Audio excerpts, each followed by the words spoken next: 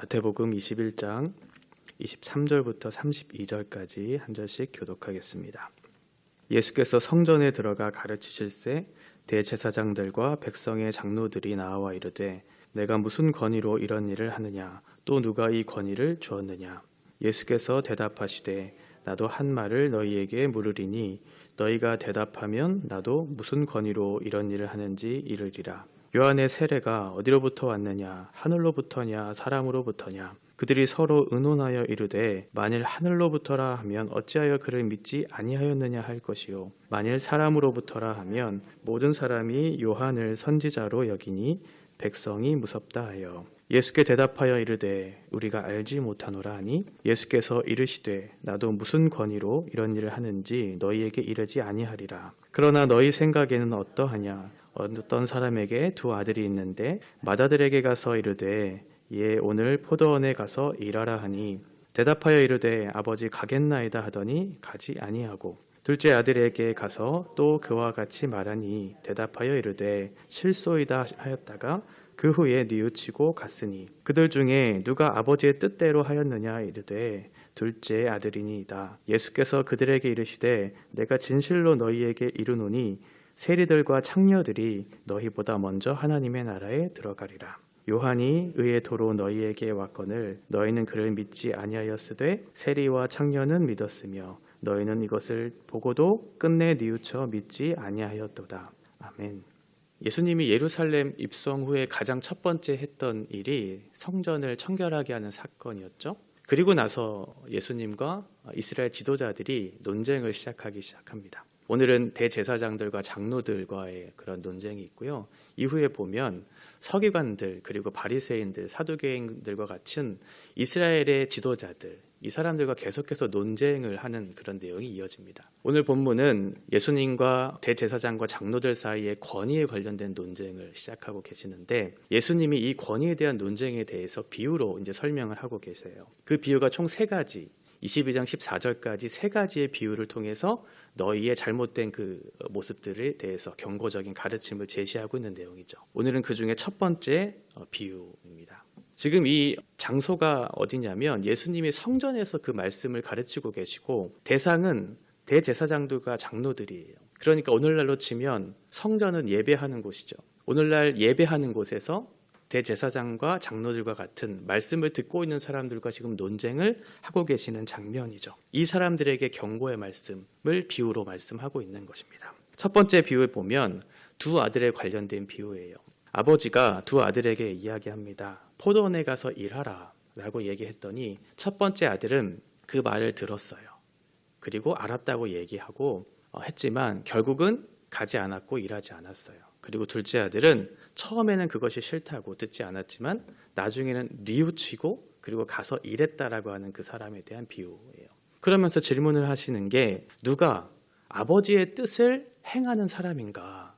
라고 질문을 하죠. 당연히 둘째 아들이겠죠. 여기서의 첫째 아들은 누구냐면 대제사장과 장로들을 일컬어서 지금 비유로 말씀하고 있는 것이고 둘째 아들은 뒤에 나오는 세리와 창녀들에 관련된 내용이에요. 그러면서 예수님 말씀하시는 게 너희보다 그들 세리와 창녀들이 먼저 하나님의 나라에 들어갈 것이다 라고 지금 말씀하고 있는 것이죠. 여기서의 먼저라고 하는 것은 어떤 시간적인 순서나 그런 것을 얘기하고 있지는 않아요. 왜냐하면 이 이후에 오늘 금요기도에 보시겠지만 포도원 농부에 관련된 비유에 보면 그들이 하나님의 나라를 빼앗겼다는 표현이 나오거든요. 그러니까 나중에라도 그 사람이 하나님 나라에 들어갔다는 표현이 아니라 그들은 하나님 나라에 들어가지 않았다고 얘기하고 있어요. 왜냐하면 32절에 보면 이것이 권위의 문제가 아니라 믿음의 문제라는 것을 예수님 말씀하고 있기 때문에 그렇죠. 유대인들이 봤을 때 지금 세리와 창녀들은 사회적으로도 지탄받을 그리고 도덕적으로도 지탄을 받아야 하는 충분한 근거가 있는 사람들이에요. 이방인들을 개취급했고 지옥의 땔감용이라고 생각했던 그 사람들이 우리보다 먼저 하나님의 나라에 들어간다는 것이 과연 말이 되는가? 라고 지금 질문을 할 수 있는 충분한 근거가 있었던 거죠. 이들은 먼저 예수님께 권위에 대한 문제를 얘기하면서 도전했어요. 그런데 예수님은 그 권위에 대한 문제라기보다는 너희가 회개하지 않았고 너희들이 믿지 않았고 그래서 너희들이 구원을 받지 못했다라고 하는 그 사실을 지금 얘기하고 있는 거죠. 회개와 믿음, 구원에 관련된 얘기를 예수님 말씀하고 있는 거예요. 지금 예수님께 도전하는, 예수님을 거부하는 이 사람들이 어떠한 특징들을 갖고 있는가? 23절에 보면 성전에서 가르치고 계시는 예수님에게 내가 무슨 권위로 이런 일을 하고 있는가? 그러니까 예수님이 어떠한 권위를 갖고 있는 것에 대해서 인정하고 있지 않은 거죠. 네가 어떠한 권위로 이런 일을 하고 있는가? 지금 예수님은 성전에서 가르치고 계세요. 그리고 앞에서 보면 성전을 청결하게 하는 사건을 일으켰고, 또 하나는 맹인들, 다리 저는 사람들을 고치는 일을 했어요. 이 모든 일들을 지금 왜 하고 있냐는 거예요. 네가 어떠한 사람이길래 지금 이 일을 하고 있는가? 이 사람들은 성전이라고 하는 것이 자기의 구역이잖아요. 그리고 유대 종교 지도자들과 같은 그 사람들이 당연히 얘기할 수 있겠죠. 네가 누군데 왜 예배당에 와서 말씀을 가르치고 있고 왜 사람들을 고치려고 하고 이런 기적들을 일으키려고 하는가? 네가 어떠한 권위를 갖고 있는가? 라고 질문할 수 있는 충분한 근거를 가지고 있었던 사람들이죠. 더군다나 예수님이 예루살렘으로 들어오는 그 장면을 다시 한번 생각해 보면 지금 백성들의 그런 반응을 한번 생각해 보세요. 백성들은 예수님의 입성을 하는 모습을 보면서 다윗의 자손이라고, 호산나라고 그렇게 외쳤던, 그러니까 다윗과 같은 왕으로 오신 메시아라는 사실을 알았고, 그러면서 우리를 구원해 주실 한 왕이 왔다고 환호하고 있어요. 굉장히 위협적인 그런 존재라고 생각했겠죠. 저 사람은 대체 누구지? 왜 이런 일을 하고 있지? 그런데 그런 일을 하고 있는 그 사람에게 환호하고 있는 그 백성들, 그러니까 당연히 질문할 수밖에 없었겠죠. 그런데 예수님은 그들의 질문에 대해서 바로 답하지 않으세요. 내가 한 가지 질문을 할 건데 내 질문에 대해서 너가 대답을 하면 내가 그때 너에게 대답을 해줄 것이다. 지금 예수님은 그 질문에 대해서 대답을 회피하고 있는 것은 아니에요. 당시에 랍비들이 그런 논쟁의 방법을 택한 것도 있지만, 또 하나는 지금 그들이 했던 질문에 대한 답을 얻기 위한 또 다른 질문이라고 생각했기 때문에 질문을 예수님이 하신 것이죠. 25절에 보면 요한의 세례가 하늘로부터 왔냐, 사람으로부터 왔냐라고 하는 그런 질문을 그들에게 하고 있어요. 세례 요한, 말라기 선지자로부터 예언되었던 메시아의 오실 길을 예비한 그 사람, 구약을 잘 알고 있었던 대제사장들과 장로들은 세례 요한의 존재가 엘리야와 같은 존재라는 것을 이미 알고 있었지만 결국 세례 요한을 거부했죠. 그 사실을 알고 있었기 때문에 예수님 질문하신 것이죠. 세례 요한이 하늘로부터 왔는가 아니면 사람으로부터 왔는가라고 하는 그런 문제를 제기하고 있는 것이죠. 만일 하나님으로부터 왔다면 또 사람으로부터 왔다면 둘 다 문제가 되기 때문에 그렇거든요. 사실 하나님께서는 어떠한 한 사람을 세우거나 어떠한 한 집단을 세워서 그 권위를 통해서 하나님의 일을 하시는 것을 기뻐하시는 분이시거든요. 로마서 13장에 보면 하나님께서 어떻게 일하시는지에 대해서 명확하게 알 수 있어요. 각 사람은 위에 있는 권세들에게 복종하라. 권세는 하나님으로부터 나지 않음이 없나니 모든 권세는 다 하나님께서 정하신 것이라. 모든 권세, 이 권세라고 하는 엑수시아라고 하는 단어가 23절과 24절에 나오고 있는 권위라고 하는 말과 똑같은 단어거든요. 각 사람들은 하나님께서 세우신 모든 그 권세를 인정해야 돼요. 왜냐하면 그것이 하나님께로부터 왔고 하나님께서 정하신 것이기 때문이다라고 하는 거죠. 그러면 그 권위, 그 권세를 거부하는 것은 그 사람 자체를 거부하는 것이 아니라 하나님께서 세우신 질서와 통치의 방법을 거부하는 것이 되거든요. 그러면 곧 하나님을 거부하는 일이 돼요. 그런 사람들에게 2절에 뭐라고 말하고 있냐면 그러므로 권세를 거스르는 자는 하나님의 명을 거스름이니 거스르는 자들은 심판을 자취하리라 라고 말씀하고 있어요. 그 권세를 거부하는 것은 하나님을 거부하는 것이다. 그러면 그 사람들은 어떻게 될 것인가? 심판을 자취하게 될 것이다. 심판을 얻게 될 것이다 라고 하는 그 표현이거든요. 그러니까 하나님을 거부하는 사람들은 반드시 심판을 면하지 못하게 될 것이다 라고 하는 그 메시지를 지금 주고 있는 거죠. 지금 이 사람들은 하나님을 어떻게 거부하고 있나요? 28절의 말씀을 다시 한번 보시면 아버지가 두 아들에게 포도원으로 가서 일하라고 얘기했고 한 사람의 반응과 또 다른 사람의 반응은 달랐어요. 한 사람은 대제사장과 장로들, 한 사람은 세리와 창녀들이었어요. 그런데 두 사람의 공통점은 무엇이었냐면 아버지의 뜻을 들었어요. 같은 장소에서 들었어요. 그리고 들었을 뿐만 아니라 그것을 알았어요. 몰라서 그런 것이 아니죠. 한 사람이 있죠. 똑같은 사람이 있었어요. 하나님이 처음 만드신 아담, 선악을 알게 하는 나무의 열매를 따먹지 마라. 따먹게 되면 너는 반드시 죽게 될 것이다. 반드시 죽을 것이라고 말씀하셨는데 들었잖아요. 그 사실을 알았죠. 그런데 어떻게 했냐면 거부했어요. 고의적으로. 알았지만, 보았지만, 들었지만 거부했어요. 대제사장과 장로들도 마찬가지죠. 그 사람들도 알았지만 거부했어요. 그래서 지금 질문하고 있는 거예요. 요한의 세례가 어디로부터냐? 하늘로부터냐? 사람으로부터냐?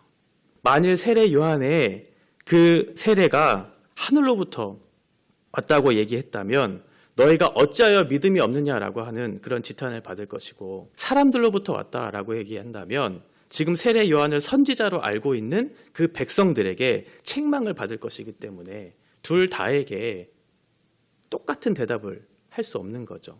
어떠한 답도 행할 수 없는 그런 애매한 상황에 있는 거예요. 곤란한 답을 해야 될 때는 보통 어떠한 자세를 취하나요? 아주 많이 익숙한 그런 장면을 떠올리시면 돼요. 우리가 청문회 보면 곤란한 답변, 국민은 알고 있는데 곤란한 답변을 해야 될 때 보통 뭐라고 말하냐면 잘 몰라요. 기억이 나질 않아요. 이렇게 얘기하거든요. 지금 그 사람들도 27절에 보면 우리가 알지 못합니다. 이렇게 얘기해요. 그런데 과연 이 사람들이 알지 못했을까? 그렇지 않죠. 비유로 이 28절 이하에 말씀하셨잖아요. 아버지의 뜻을 그들에게 알렸다고. 그리고 그 사람들이 들었다고. 알았다고. 근데 문제는 뭐냐면 듣고 안 그 사실이 아니라 결국은 그 사람들이 듣고 또 행하지 않은 문제에 대해서 지금 지적하고 있는 것이죠. 기억이 나질 않아요. 몰라요. 라고 얘기하면 끝나는 것이 아니죠. 하나님은 약간 뒤끝이 있으시거든요. 로마서 1장에 보면 18절과 20절에 보면 하나님의 진노가 불의로 진리를 막는 사람들의 모든 경건하지 않음과 불의에 대하여 하늘로부터 나타나나니 이는 하나님을 알만한 것이 그들 속에 보임이라. 하나님께서 이를 그들에게 보이셨느니라. 창세로부터 그의 보이지 아니하는 것들 곧 그의 영원하신 능력과 신성이 그가 만드신 만물에 분명히 보여 알려졌나니 그러므로 그들이 핑계하지 못할지니라. 하나님께서는 당신이 만드신 피조 세계에 하나님이 어떠하신 분인지에 대한 명확한 지식을 넣어두셨고 그것을 볼 수 있는 눈을 우리에게 주셨다는 것이죠. 하나님이 만드신 피조 세계를 보면 하나님이 얼마나 탁월한 지혜를 가지고 이 세상을 창조하셨는지를 우리는 볼 수 있어요. 그리고 어느 것 하나 부족함이 없이 어느 것 하나 뒤틀림이 없이 질서롭게 이 지구가 우주가 운행되고 있는 그 사실을 보면서 이 우주를 만드신 이 세상을 만드신 하나님의 능력이 얼마나 탁월하구나 라는 것을 우리는 알 수 있죠. 그리고 하나님의 형상으로 지음을 받은 각 사람의 존재를 보면서 그 안에 깃든 하나님의 사랑과 하나님의 은혜에 충만한 것들이 그 사람을 통해서 보여질 수 있도록 하나님께서 만드신 모든 피조 세계에 그것을 알 수 있도록 분명하게 지으셨다고 말씀하고 있어요. 더군다나 지금은 세례 요한과 예수님이 회개의 복음을 선포했거든요. 말씀으로도 가르치고 있어요. 그리고 수많은 기적들이 일어나고 있어요. 병자들이 고침을 받고 있어요. 그런데 그 사람들이 그것을 알았고 들었고 보았지만 결국은 예수님을 거부했어요. 몰라서 그런 것이 아니라 알고도 거부했죠. 29절 아버지 가겠나이다 하더니 가지 아니하고 알았고 들었기 때문에 간다고 얘기했는데 그 사람이 행하지 않았어요. 30절 실소이다 하였다가 그 후에 뉘우치고 갔다. 뉘우쳤다는 것은 마음을 고쳐먹었다라고 하는 그런 의미거든요. 회개했다는 거예요. 그리고 갔다는 것은 행동했다는 거예요. 회개했고 예수님에 대한 말씀을 믿었기 때문에 간 거죠. 그래서 행했다는 거예요. 지금 권위의 문제가 아니라 회개와 믿음, 구원에 관련된 내용을 얘기하고 있어요. 너희가 진짜 믿음이 있다면, 너희의 믿음이 살아있는 예수님에 대한 그런 믿음이라면 예외가 없이 반드시 행위로, 열매로 드러나게 될 것이다. 말만 예수님을 믿는다고 시인한다고 해서 그것이 구원의 조건이 되는 것이 아니라 그것을 뉘우쳐서 마음을 고쳐먹고 다시 한번 예수님의 말씀을 듣고 그렇게 살면 안 되지 라고 생각하고 믿음으로 나아가 행동했을 때 너희가 하나님의 나라에 들어갈 수 있을 것이라고 말하고 있죠. 32절에 보면 요한이 의의 도로 너희에게 왔거늘 너희는 그를 믿지 아니하였으되 세리와 창녀는 믿었으며 너희는 이것을 보고도 끝내 뉘우쳐 믿지 아니하였다. 믿음에 관련된 얘기를 지금 하고 있는 거죠. 대제사장들과 장로들은 믿지 않았고 세리와 창녀들은 믿었어요. 뉘우쳐서 믿었어요. 그래서 하나님의 나라에 들어간 거죠. 행위가 없고 열매가 없는 것은 죽은 믿음이고, 죽은 믿음이라고 하는 것은 믿음이 없다는 거예요. 믿음이 없다는 건 구원받지 못했다는 거예요. 다시 한번 말씀을 정리하면 지금 이 상황이 벌어지고 있는 장소는 성전이에요. 그리고 이 대상자들은 대제사장들과 장로들이에요. 그러니까 예배당에서 말씀을 듣고 있는 사람들이에요. 그런데 예수님은 믿음이 없이는, 그리고 믿음을 통한 그 행위가 나타나지 않는다면 너희들은 다 가짜다. 교회 다닌다고 해서, 말씀을 듣고 있는다고 해서 다 구원받는 것이 아니다. 지금 그 얘기하고 있어요. 어떻게 확인할 수 있을까요? 열매로 나타나게 된다. 생명이 있다는 것은 반드시 열매로 나타나게 되어 있는 것이거든요. 생명이 있다고 얘기하는데 호흡하지 않는 존재는 없죠. 움직이지 않는 존재는 없잖아요. 반드시 그 열매로 나타나게 돼요. 내가 예수님을 믿고 예수님의 자녀가 되었다면, 내가 예수님의 자녀라면 희미하게나마 더디게라도 예수님을 닮은 흔적들이 내 삶에 나타나게 된다는 거죠. 열매 자체가 목적이 아니라 열매라고 하는 것은 저절로 맺혀지는 것이잖아요. 좋은 나무가 됐을 때 그 열매는 맺혀지는 것이죠. 열매가 문제가 아니에요. 그 사람이 좋은 나무가 되었는가? 되지 않았는가? 예배당 안에 있는 우리들, 말씀을 듣고 있는 우리들, 다른 사람을 생각할 게 아니죠. 그 장로, 그 집사, 그 권사, 말만 하지 믿음은 없는 것 같아 라고 생각할 것이 아니라 나는 지금 어떻는가? 나는 어떤가? 나는 하나님의 말씀을 듣고 변화된 삶을 살고 있는가?